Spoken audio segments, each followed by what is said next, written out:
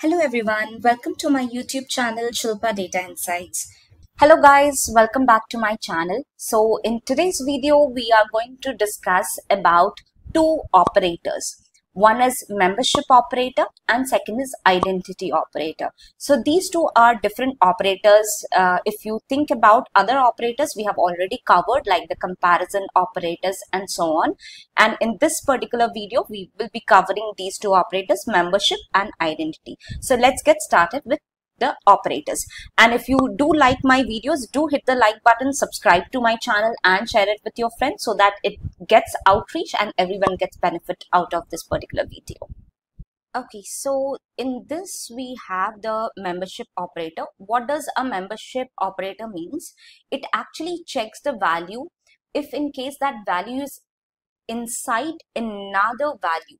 For example, I have a string and I have to check whether a character is present in a string or not. That can be done with the help of membership operator. So let's see the definition of it. It says check if the value is inside another operator. So the value could be either a string, list or tuple, right? So there are two types of operator in membership. One is called in and second is called not in. Now, if I talk about in and not in, then in this case, I will see I have a string here which is called operator. Let me just complete the string. So this is my operator and I want to check if A is in A. So what it means is whether this particular string A is present in the variable A. So this is my variable, okay, and this is my string character that I want to actually check. So it wants to check whether A is present in A. In terms of English language, if you think about, if I have to check something inside a particular string or a word, I use an in keyword, right? Whether Python is present in a particular word or Python is present in a particular sentence, right? How I do it? Using the in operator. So if I do an in operator here, then if I use if A is in A, then this is equal to true. Now, O is in A, this is equal to true. Now, if I talk about another one, let's say X in A, then this is going to give me false, right? Now, if I have a list, this is a list. Now, in the list, I want to see if a particular value is present or not. So, I will see here if 1 is in A, then this is true. And is 12 is in A, this is false, right? So, this is how you actually check using the in operator. Now, if I go ahead and go a little bit beyond it, now if I want to check here X not in A, so whether it will be true or whether it will be false, this will be true because not in means whatever value we are getting here that is false, it gets reversed. So this is the opposite if I am using not in, right? So X not in A, that is true, right? Because X is not present in A. So this is actually equal to true. Now let's see what is exactly is and is not. So is and is not is an identity operator. So what we have here is an identity operator. So it will check if two particular values refer to the same object in memory. So it's a little bit complicated. Earlier we used to check whether the two values are same or not. Now we have to see whether the object that we are referring to, is that particular object is in same memory or not. So let's take an example and try to understand this. So let's say I have a py file here and this is a code. This particular code, it's going to run, right? And it's going to run in this particular way. I don't have any conditional statement or for loop or while loop or a break statement. So we have already discussed what all control flow statements are there. So in this particular code, we don't have it. So it's going to run from top to bottom approach. Now we also have another thing.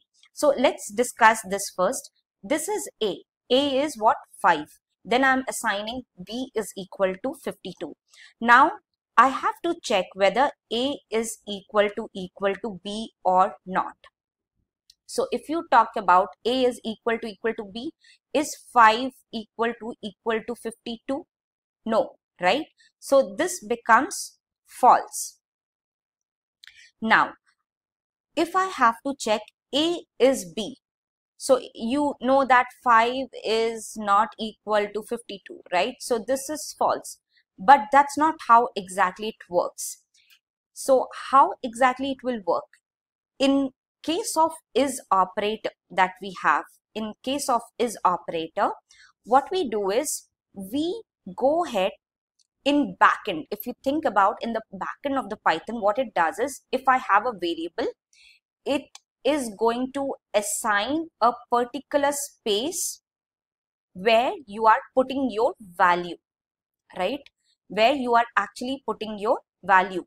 Now, if I have another variable, it is assigning a space and putting that particular value. So 5 is assigned to a particular space and 52 is assigned to a particular space. So this is what I'm depicting here. So here I have A, and in this A I have the 52 value, and B is having the A is having 5 value and B is having 52 value. Now, how exactly it's assigned? It is creating a key value pair. So in A, I have this particular object which I'm storing the value 5, but I also have an ID. In this particular location, I'm actually assigning the value which is 5 or 52. And if you will see the ID where we are storing, we need a space, right, where we have to store the value. So that particular space is different for A and B because these are two different values and two different variables. In this case, what we talk about is A object is pointing to this particular space and assigning the value. So this is called the pointer. So A points to 2 and which has the value 5. Similarly, B points to 3 and which has the value 52, right? That is what is exactly the pointer. Now, in this case, A is B, which is false, right? Now, let me go ahead and take another example in which I will go ahead and assign B is equal to 5, right? So now, in this case, my condition is going to change. A equal to B. If you will see, the value 5 is equal to 5, right? So the condition here met is true. And is A is B? So if I talk about the same example, let me go ahead and remove this 2 here.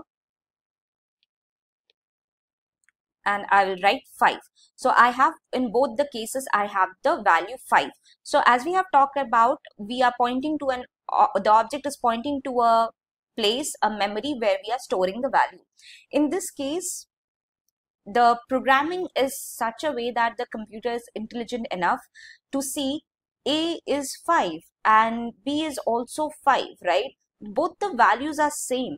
Why exactly I have to store two different space, two different memory location in order to assign the same value here?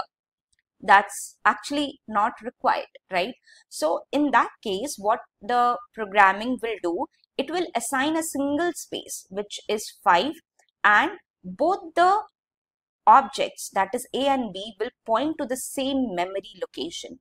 So what it will do is, instead of 3, it is going to assign here the same value, that is 2. So this 2 is going to assign in the same place, and here I will have the 5, right? So here I will actually have the 5. So A is also pointing to the same 2 and B is also pointing to the same 2, and it is fetching the result from the same memory location which has the same value, which is 5. So if I talk about now A is B, in the previous case it was false, right? But now A is B is actually true because here the memory location is 2 and this is basically true, right? So that is what is actually an identity operator, where you have an object, you have a value, and you are comparing it whether it is true or not. So is and is not is also there. So the opposite of is actually is not. Now if in case in this particular example, if I use A is not B, whether it will be true or it will be false, it will be false. Why it will be false? It's because A is B is true, right? The opposite of true will be what? It will be false. So that's how you understand what is an identity operator. Now let's go and deep dive into the practical and see how exactly it works. So let's say I have a keyword, the language is equal to Python, okay, and I want to go ahead and find whether P in Python or whether P in language, right? Because language is the variable here. I want to check whether the P is present in language or not. So if I enlarge this and run this particular thing, yes, P is present in my language. Now let's see, print P. I will use the another operator which is not in the language. So let's run this particular code. It's called false because P is present in the particular language keyword. Now let's take another example which is list, and in the list 1, 2, 3 and 4. Okay. Now I want to see print 1 in L. What should be the answer here? It says true because 1 is present in L, right? So 1 is present in L. Now if I have to see print, let's say X in L, what should be the answer? True or false? It should be false because X letter is not present in L, right? So therefore it is false. Now if I do print, same thing, X not in L. Do you see the X in L? No, it's not present in L, right? So it is true. So X is not in L, which is true. So if you will see, this is a complete and English language that we are actually learning here, right? So this is how you deal with in operator. In operator is actually very useful when you have to find a particular letter from a particular string or a list or any iterative. Now let's go ahead and see the other part of it, that is the identity operator. So we have X is equal to 1, 2, 3. Now we have Y is equal to 1, 2, 3. Now I have to check X is equal to Y. I'll check, right? First let's see print X equal to Y. So if I see X equal to Y, yes, it is equal, right? Now I will see print X in Y. You see, this is false because it is trying to check the whole list. So if in case I'm giving here the whole list here, X, and then let's put 1, 1 and close this. Now you see X is not equal to Y and X is also not in Y, right? So this is what is exactly X is not in Y. Now let's say print, I will say X is Y. Okay. So let's see what is the result. it says false because X is not in Y. Because this is a list, it's an iterative. Now let's pause this part, and instead of X, what I will do is I will put 1, and in Y I will do 1, right? So X is also 1, Y is also 1. So let me run X and Y. Okay, here I cannot use X and Y because it is one element here, right? So I'll use X equal to Y, and I will see, yes, X is equal to Y. Is X is Y? Yes, as we have seen, it actually allocates in the same memory location, and it is saying that X is Y. Right now, let me put it 1, 2, 3, 4, 5. Right now, I will see whether X is equal to Y. No, right? And is X is Y? No, right? Now I will do print X in Y. Whether X is present in Y, it should actually go ahead and give me the result. So let me put this inside the string because string is iterable, right?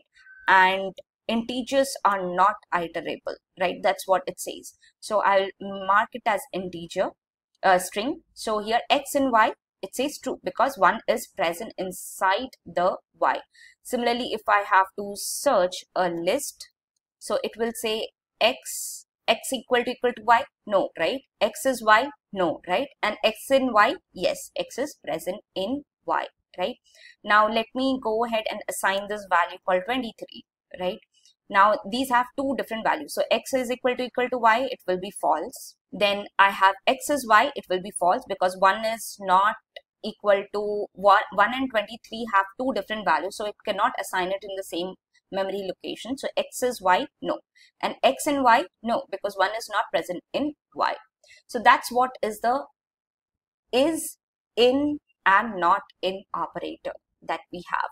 So I hope you have understood how exactly the in, not in, is, and is not works, right? Do practice it by your own so that you get a hands-on. And I've covered a lot of videos related to the variables, string, the data manipulation, and Boolean types, data types, and control flow, and many more, right? So do watch those videos so that you have a very good understanding the basic concepts of Python, right? And if you like the video, do hit the like button, subscribe to my channel, and share it with your friends, and keep learning and keep growing. Thank you so much for watching, and I wish you have a good day.